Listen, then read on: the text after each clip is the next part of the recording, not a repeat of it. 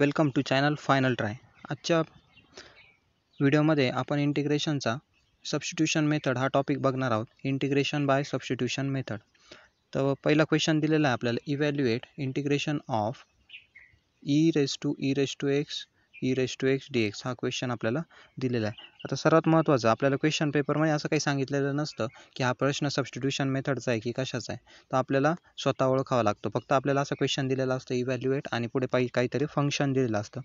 तर आता हा क्वेश्चन कोणत्या मेथडने सॉल्व करायचा आहे हे आपल्याला ओळखावं लागतं किंवा आपल्याला ठरवावं लागतं। आता बघा, दिलेल्या क्वेश्चनमध्ये e raised to x आणि e raised to x असं दोनदा आलेलं आहे, तर त्याच्यावरून माझ्या लक्षात आलं की हा सबस्टिट्यूशनचा मेथड क्वेश्चन आहे। आता फक्त e raised to x येतो सबस्टिट्यूशनच्या क्वेश्चनमध्ये असं नाही, तर इथं आपल्याला एखाद्या फंक्शनचा डेरिव्हेटिव्ह आलेला असेल त्या क्वेश्चनमध्ये, तर त्यावरून आपण सबस्टिट्यूशनचा क्वेश्चन आहे हा असं ओळखायचं किंवा ही एक ट्रिक आहे ओळखण्यासाठी। तर इथं e raised to xचं डेरिव्हेटिव्ह हे e raised to xच येतं, त्यामुळे मला कळालं की हा सबस्टिट्यूशन मेथडने क्वेश्चन सॉल्व करता येऊ शकतो। म्हणजे डेरिव्हेटिव्ह जर आलं फंक्शनचा क्वेश्चनमध्ये, तर तो सबस्टिट्यूशन मेथडने आपण क्वेश्चन सॉल्व करायचा असतो। तर आता हा क्वेश्चन किंवा आपली पहिली स्टेप असते, जो काही फंक्शन दिले त्याला आपण let I equals to assume करून घेतो। आय स्टँड फॉर इंटिग्रेशन, त्याला इक्वेशन नंबर 1 दिले। त्यानंतर इंटिग्रेशनच्या क्वेश्चनमध्ये आपण काहीतरी पुट करतो, put e raised to x equals to t मी पुट केले। आता हे काय पुट करायचं आपल्याला कसं ठरवणार, तर जे काय हार्ड फंक्शन असतं ते आपण शक्यतो पुट करतो। आता e raised to x इथं असं आलेलं आहे, इथे e raised to x असं आलं आहे, म्हणजे हे मला e raised to x hard वाटलं म्हणून मी ते पुट केलं।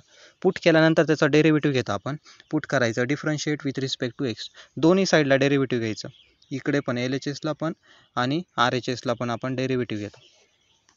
त्यानंतर e raised to xचं डेरिव्हेटिव्ह काय येतं, e raised to xच येतं, इथं मी लिहिलं आहे। टीचं डेरिव्हेटिव्ह येतं dt अपॉन dx, हे नेहमी लक्षात ठेवायचं। टीचं डेरिव्हेटिव्ह काय येतं, dt अपॉन dx।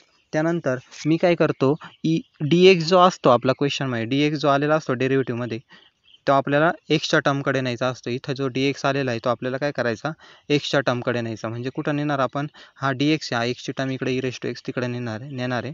मग काय झालं, e raised to x into dx आणि इकडे राहिला dt।